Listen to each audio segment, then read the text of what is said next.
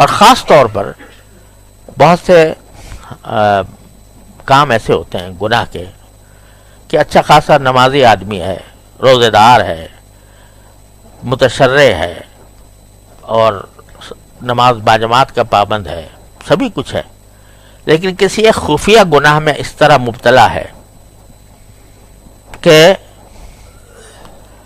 اس سے رہائی نہیں ہو رہی. جانتا ہے کہ گناہ کر رہا ہوں اور پھر بھی وہ گناہ میں مبتلا ہے، چھوٹتا نہیں ہے. تو کیا کرے؟ کم سے کم اتنا تو کرے کہ یہ مانگے ربنا آتنا من لدنک رحمتا وہیئ لنا من امرنا رشدا.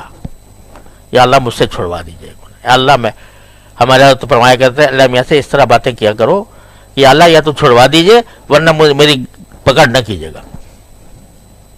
میں نے آپ کے حوالے کر دیا اپنے آپ کو، یا چھڑوا دیجیے یا میری پکڑ نہ کیجیے گا وہاں پر. تو یہ جب بندہ اتنا ربط پیدا کر لیتا ہے تو جب باری تعالیٰ یہ دیکھتے ہیں کہ یہ بندہ بیچارہ تھا تو یعنی اپنی حد تک کوشش کر رہا تھا، لیکن نفس اس کے اوپر غالب آ گیا تھا، شیطان اس پر غالب آ گیا تھا، اس نے جو ہے اس کو مجبور کر رکھا تھا. لیکن ساتھ ہی ہمارے سے لگاؤ ضرور تھا، اس کو ہم سے تعلق تھا، ہم سے مانگتا تھا، تو اس کو محروم نہیں فرمائیں گے.